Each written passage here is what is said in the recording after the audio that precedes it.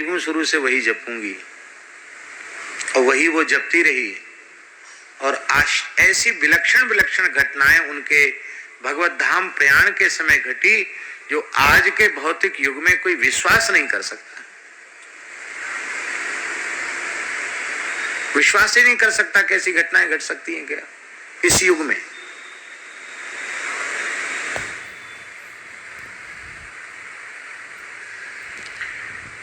लोग भेद में जी रहे हैं कि राम राम करेंगे तो कृष्ण भगवान कैसे मिलेंगे, कृष्ण कृष्ण कहेंगे तो राम जी कैसे मिलेंगे।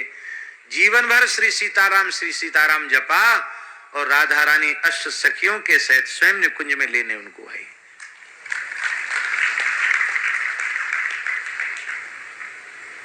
एक घटना तो ऐसी है विलक्षण घटना, ये मुश्किल से भगवत धाम जाने के 1 महीने पूर्व की घटना होगी।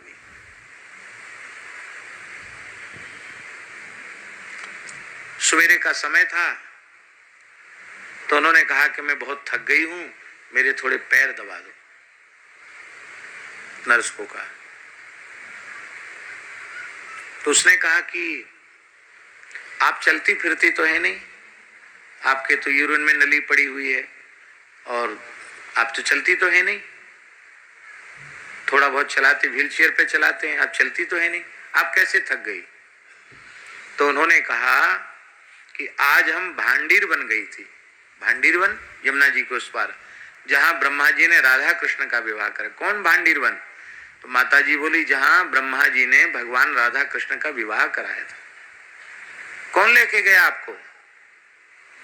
एक संत और थे ईश्वरदास जी। कौन लेके गया आपको? राधा रानी आई थी अष्ट सखियों के साथ, हमको लेके गई।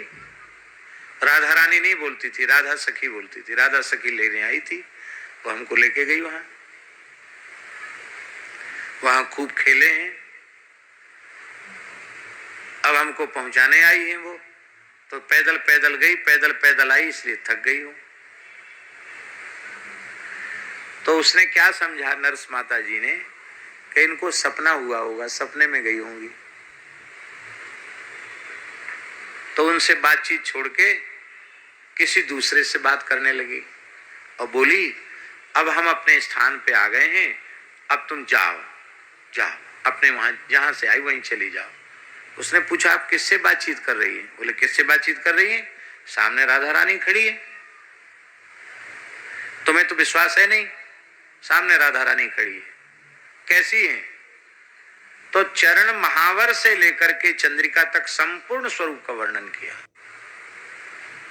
नक्सिक वर्णन किया। दाहिनी तरफ एक सखी खड़ी है, क्या नाम है? बोले रंग देवी नाम है। दूसरी तरफ कौन है? बोले तुंग विद्या है।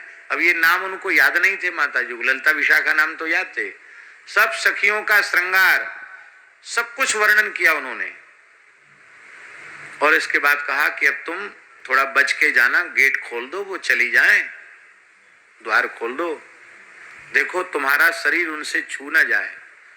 वो नर्स जैसी उधर से निकली, उसके सारे शरीर में रोमांच हो गया, और ऐसी दिव्य सुगंध, आज भी उस कक्ष में वो दिव्य सुगंध है, आज भी इतना समय हो गया, आज भी उस कक्ष में दिव्य सुगंध है।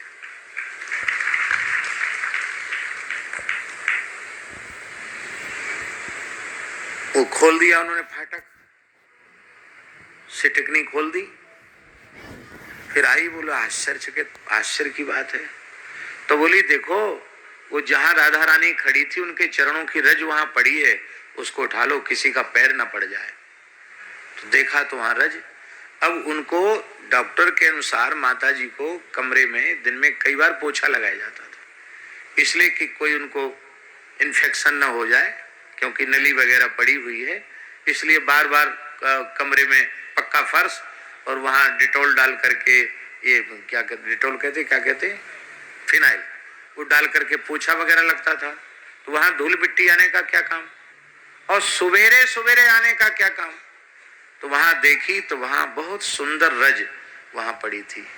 फिर बोली उधर जो रज है वो सखियों की चरण रज है, उसको अलग रखना है, इसको उसको मिलाना नहीं। आज भी दोनों चरण रज अलग अलग रखी हुई है। फिर बोली कि तुम्हें विश्वास नहीं है ना, हमारे हाथ खोल दो। तो तो हाथ उनको रात को थोड़े कपड़े से बांध देते थे, क्यों? वो नली निकाल लेती थी, फिर उनको कष्ट होता था नली डालने में, इसलिए हाथ कपड़े से ऐसे बांध। बोले मेरे हाथ खोलो। हाथ खोले तो दोनों हाथ में उन्होंने भांडीर वन की रज दिखाई, ये रज है भांडीर वन की। फिर बोले मेरे पैर में देखो, तो पैर में जैसे कोई धूल मिट्टी में चल के आता है, यहां तक पैर में रज लगी थी। बोले देखो मैं झूठ नहीं बोलती, इसलिए हमारी बात पर विश्वास किया करो, नहीं नुकसान हो जाएगा।